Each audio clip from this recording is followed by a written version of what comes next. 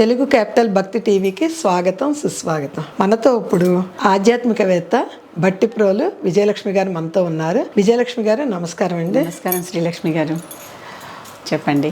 సోమనాథ్ ఆలయం ధ్వంసం చేశారన్నారు కదండి.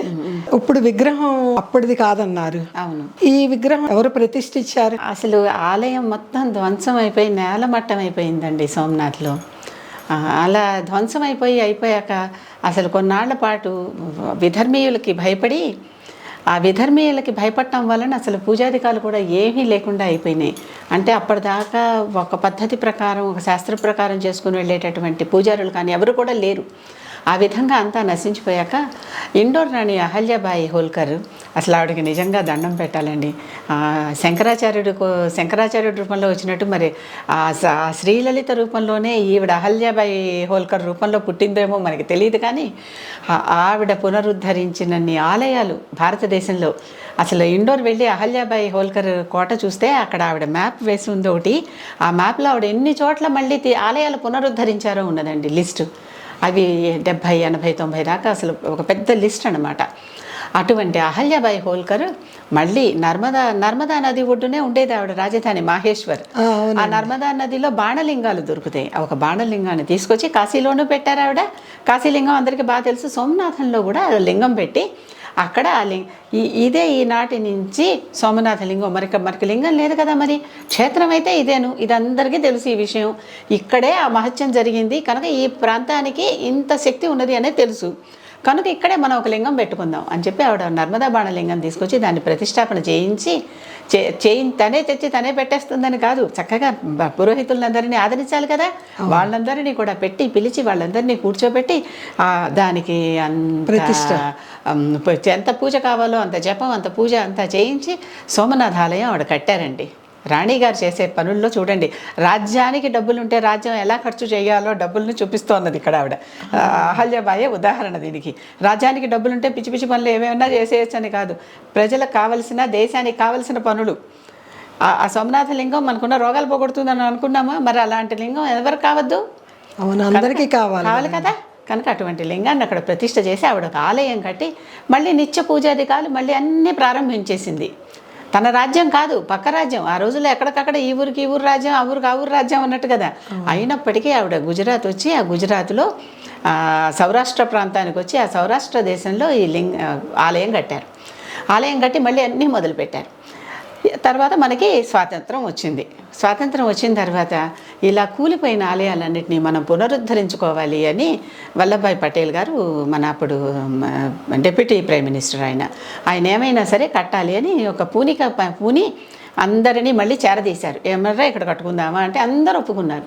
కానీ మనం రాజ్యాంగంలో సెక్యులర్ అని రాసుకున్నాం కనుక మతాతీత రాజ్యం మంది, మతానికి అతీతంగా ఎవరు దేశపు డబ్బు దీనికోసం ఖర్చు పెట్టడానికి వీల్లేదు, దేవాలయాలకు అని అప్పటి రోజుల్లో నెహ్రూ, గాంధీలు ఇద్దరు కూడా బాగా గట్టిగానే అడ్డుపడ్డారు. పేర్లు కూడా చెప్తున్నాను నేను, ఎందుకంటే ఇవన్నీ డాక్యుమెంటెడ్.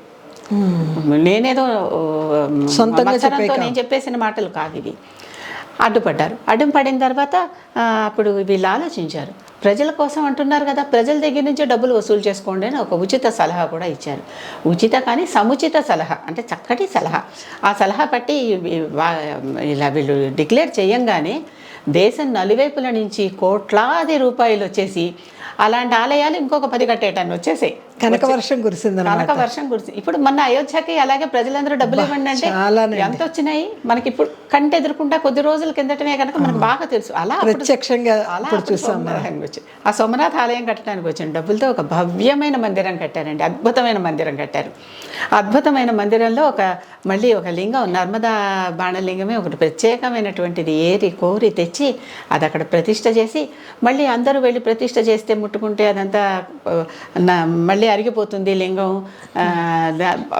అలాంటి ఆశలు కొద్దే కదా అందరూ పాడు చేస్తున్నారు. వెళ్ళి లింగాన్ని ముట్టుకుంటే మనకి ఏదో పుణ్యం వచ్చేస్తుంది అంటే ప్రతి వాళ్ళు వెళ్ళటం, కావలించుకోవడం, వీళ్ళు ఎవడు ఇంకోటి కావలించుకోవడానికి లైన్లో ఉంటారు. ఇవన్నీ ఇలాంటివే కదా. కనుక ఏం చేశారు, ఆ లింగం మీదకి 4 వైపుల నుంచి ఇలా ఫౌంటైన్ లాగా నీళ్లు పడేలాంటి గొట్టాలు ఒకటి అరేంజ్ చేశారు. ఇప్పుడు వచ్చి ఎవరైతే అభిషేకం చేసుకోదలుచుకున్నారో వాళ్ళు ఇక్కడ పోస్తే, ఇక్కడ బిందెలో మనం నీళ్లు పోస్తే ఈ బిందెలో నుంచి శివుని నెత్తి మీదకి మనకు కనిపిస్తూనే ఉంటుంది పట్టం కూడా. ఇక్కడ పోస్తే అక్కడ పడుతూ ఉంటుంది. మన చేత్తో దగ్గరికి వెళ్ళకపోయినా పొడుగాటి చెయ్యి అనుకోండి, ఒక మెకానికల్ హ్యాండ్ అనమాట, అది వెళ్ళి అక్కడికి పోస్తున్నట్లుగా అలా వెళ్ళి అక్కడ అభిషేకం చేస్తూ ఉంటుంది. ఈ రోజుకి అలాగే ఉంది పద్ధతి. ఇంకొక విశేషం ఏం పెట్టారంటే, అంటే తర్వాత ఇంటర్నెట్ అది బాగా పెరిగిపోయాక ఇంటర్నెట్లో ఈ రోజుకి మీరు ఇంట్లో నుంచి నిత్యం ఆలయం తలుపులు తెరిచిన దగ్గర నుంచి, గర్భగుడి తలుపులు తెరిచిన దగ్గర నుంచి, గర్భగుడి తలుపులు వేసేసిన దాకా ప్రతి పూజా కార్యక్రమాన్ని, కైంకర్యాన్ని మనం ఇంట్లో, మన టీవీలో, మన ఫోన్లో, మన కంప్యూటర్లో చూసుకోవచ్చు. సోమనాథ్ లైవ్ దర్శన్ అని కొట్టండి, సోమనాథ్ లైవ్ దర్శనం టైప్ చేయండి, దాంట్లో చక్కగా మీకు లైవ్ దర్శనం కనిపిస్తుంది. హాయిగా ఇంట్లో కూర్చుని, సోమనాథ్ వెళ్ళలేని వాళ్ళు గుడిలోనూ ఇంత లైవ్ ఎప్పుడు కొన్ని ఆలయాలు పెట్టాయి, కొన్ని ఆలయాలు పెట్టలేదు. కాశీలో కూడా ఉంది ఇది, ఈ లైవ్ దర్శనం. కొన్ని ఆలయాలు పెట్టాయి, కొన్ని ఆలయాలు పెట్టలేదు. ఇప్పుడు మన తిరుపతిలో పెట్టలేదు, మళ్ళీ త్రయంబకంలో పెట్టారు, కొన్నిట్లో ఉన్నాయి. అదే నేను చెప్పి రాజమేశ్వరంలో పెట్టలేదు, శ్రీశైలంలో పెట్టలేదు, కొన్ని చోట్ల పెట్టిన చోట పెట్టారు. కనుక ఇక్కడ ఆ సౌకర్యం ఉంది. మనం వెళ్ళాలి, అంత దూరాభారం వెళ్ళలేని వాళ్ళు కనుక ఇలా ఇంట్లో కూర్చుని తలుపులు తెరవంగానే మొట్టమొదటి దర్శనం మనం చేసుకునే అవకాశం మనకుంది. పడుకునేప్పుడు ఆయన శివ పడుకో అని ఆయనకి చక్కగా జోలపాట పడి పెట్టి తలుపులు మూసుకుంటుంటే మనం కూడా దండం పెట్టుకుని బయటకు వచ్చే అవకాశం ఉంది. అంత చక్కగా ప్రతి అభిషేకం చూడొచ్చు, ప్రతి సేవ చూడొచ్చు, ప్రతి కైంకర్యం చూడొచ్చు, వాళ్ళు అలంకరిస్తుంటే చూడొచ్చు. ఇన్ని అవకాశాలు ఇప్పుడు కొత్త ఆలయంలో ఉన్నాయి. అంటే టెక్నాలజీ మారుతున్న కొద్దీ మనం కూడా మారుతున్నాం, వాటిని వేరే రకంగా ఉపయోగించుకుంటున్నాం. మంచిగా టెక్నాలజీని ఎప్పుడు మంచిగా వాడుకుంటే తప్పేం లేదు. కత్తి లాంటిదే, పండు కోసుకుంటావా పేక కోసుకుంటావా, కత్తికి రెండు వైపులా పదనట్టు కనుక ఏది కోసుకుంటావా అనేది మన చేతిలో పని, అది ఒకటి ఉంది. అంతేకాకుండా ఈ సోమనాథ్ ఆలయంలో రోజు సాయంత్రం పూట, మరి సోమనాథ్కి ఇంత చరిత్ర ఉందని చెప్పాను కదా, ఆ చరిత్రనంతా అమితాబ్ బచ్చన్ గారి కంఠంలో, ఆయన కంఠం చాలా బాగుంటుంది కదా, ఆయన కంఠంతో ఒక సౌండ్ అండ్ లైట్ షో పెడతారు. రోజు ఈవినింగ్ వస్తుంది అది. అంటే రకరకాల భాషల్లో, అంటే మీకు హిందీ వచ్చా, పోనీ గుజరాతీ వచ్చా, ఇంగ్లీష్ వచ్చా, ఏది కావాలి అని ఆ భాషల్లో మనకు ఛాన్స్ ఉంటుంది. ఆ భాషల్లో మనం వెళ్ళి వినొచ్చు. చక్కగా అద్భుతంగా ఆయన అసలు ఆ చరిత్ర అంతా చెప్తాడు. ఆలయంలో ఏదైనా ఒక భాగం మనం మర్చిపోయి చూడకపోతే ఒక కార్నర్ అవన్నీ అక్కడ కనిపించి చూపిస్తూ ఉంటాడు, ఇది ఇది ఇది ఇది అని. ఎంత అద్భుతంగా ఉంటుందో, ఎంత బాగుంటుందో. ఈ సోమనాథ క్షేత్రానికి వెళ్ళినప్పుడు ఆ సౌండ్ అండ్ లైట్ షో చూస్తే మనకి మొత్తం చరిత్ర తెలుస్తుంది. పుస్తకాల్లో రాసేవి కొన్ని ఉంటాయి, అక్కడ ఉండేటటువంటి వాళ్ళు చెప్పేవి కొన్ని ఉంటాయి, అక్కడ ఎప్పటి నుంచో ఉన్న వాళ్ళు ఉంటారు కదా, వాళ్ళు చెప్పేవి కొన్ని క్షేత్రంలో ఉన్నాయి, వివరంగా తెలుస్తాయి కదా. అవి కాకుండా ఈ మొత్తం వీళ్ళు డాక్యుమెంట్ చేసి చక్కగా ఆయన గళంతో, ఆయన గంభీరమైన వాయిస్తో ఆయన వినిపిస్తూ ఉంటారు. ఇదిగో ఇక్కడ ఇలా జరిగింది, ఇలా జరిగింది, ఇలా జరిగింది, ఇంతంత పోయినాయి, ఇవన్నీ ఇలా విరిగిపోయినాయి, ఇవన్నీ ఇలా మళ్ళీ కట్టబడ్డాయి, ఇలా చేసాం, ఇలా చేసాం, ఇగో ఇక్కడి నుంచి అంటార్కిటికాకి చూడండి, కొంచెం వెనక్కి తిరిగి చూడండి, మీ వెనకాలే ఉంటుంది యారో పిల్లరు, అట్లా చెప్తూ ఉంటాడు అనమాట.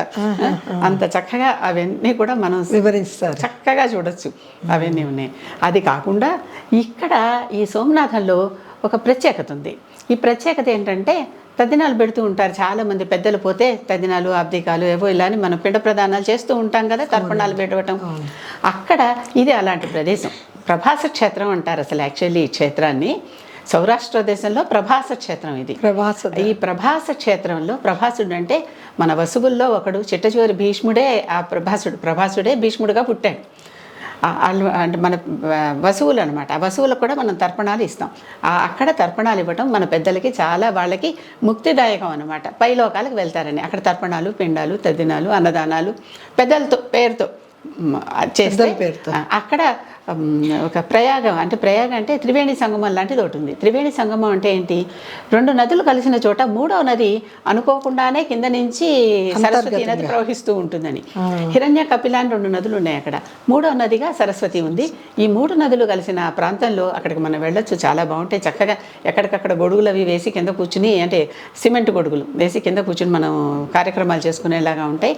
అక్కడ పెద్దవాళ్ళకి తర్పణాలు ఇచ్చి అక్కడ తద్దినాలు పెడితే వాళ్ళకి, మన ఇళ్ళల్లో తద్దినాలు పెట్టుకునేప్పుడు కూడా కొన్ని మంత్రాలు చెప్పి, ఇగో ఈ ప్రాంతాల్లో మీరు తద్దినాలు పెడితే పెద్దలకి చేరతాయి అని చెప్తారు. వాటిల్లో ఇది ఉంటుంది. కనుక ఆ ప్రదేశపు ప్రత్యేకత, ఈ ప్రదేశపు ప్రత్యేకత ఇంకొకటి కూడా ఉంది. అది ఇంకొక పూర్తిగా వీడియోలో చెప్పుకోవాలి. శ్రీకృష్ణ బలరాములందరూ అక్కడ నుంచే వాళ్ళు మహానిర్వాణం చెంది వెళ్ళిపోయారండి.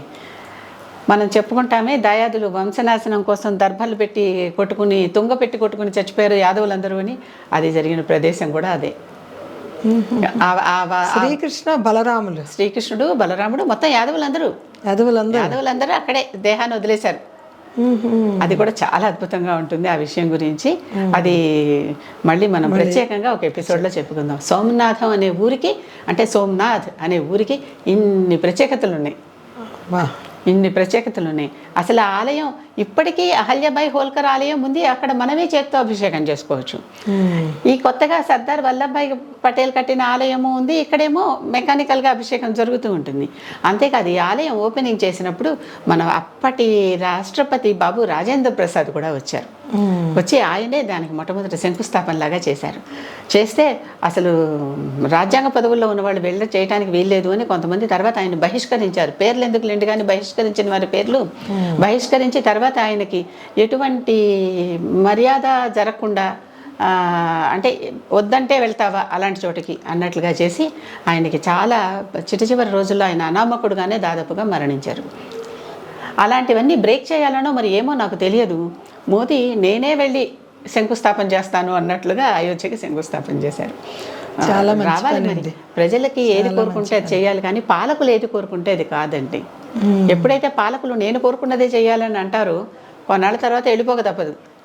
ప్రజలు కోరుకునేటటువంటి పాలన చేసినటువంటి రాజులు ఈ రోజుకి మనం గుర్తుపెట్టుకుంటున్నాం. అవును, ఈ రోజు కూడా అసలు కొన్ని పేర్లు ఆ రాజుల పేరుతోనే ఎలా వచ్చాయి, ఎందుకు వచ్చాయి, అలా గుర్తుపెట్టుకుంటున్నామంటే వాళ్ళ పాలన అంత ఇన్నేళ్లుగా గుర్తుపెట్టుకోగలిగినంత గొప్పగా ఉందన్నమాట, ప్రజానురంజకంగా. కనుక ఎప్పుడు కూడా ప్రజలే దేవుళ్ళు అని అంటేనే సరిపోవట్లా. వాళ్ళని దేవుళ్ళుగా చూసి వాళ్ళకి కావాల్సిన అవసరాలు తీర్చాలి. వాళ్ళకి ఆలయం కావాలంటే ఆలయం కట్టాలి, వాళ్ళ డబ్బులతోనే కట్టాలి. అంటే ప్రజల డబ్బులతో అని కాదు, గవర్నమెంట్ దగ్గర ఉన్న డబ్బులు వాది. గవర్నమెంట్ ఏమన్నా ప్రింట్ చేసుకుంటుందా? ప్రజలు కట్టే ట్యాక్స్లేగా. కనుక ప్రజల ట్యాక్సుల డబ్బులతో ఆలయాలు కడితే తప్పేమీ లేదు అనేది నా భావన, నా ఆలోచన. ఎందుకంటే మన డబ్బులేగా, ఇంకోళ్ళ డబ్బులు కాదుగా. మన డబ్బులతో రోడ్లు వేస్తున్నారు, మన డబ్బులతో ఇంకోటి ఏదో డ్యాములు కడుతున్నారు, అవి చేస్తున్నారు, ఇవి చేస్తున్నారు. ఆలయం కడితే మనకు కావాల్సినప్పుడు వద్దంటే సమస్య, కానీ కావాలంటే ఓటింగ్ పెట్టుకోండి, మెజారిటీకే చేయండి. అది సంగతి. చాలా బాగా వివరించారు. జ్యోతిర్లింగం ఇంత గొప్పగా వెలిగిపోతున్న ఈ జ్యోతిర్లింగం, జ్యోతి అంటేనే వెలుగు, కాంతి, జ్ఞానము అని అర్థం. అటువంటి జ్ఞానాన్ని మనకి ప్రసాదించేటటువంటి జ్యోతిర్లింగం సోమనాథుడికి శిరస్సు వంచి నమస్కారం.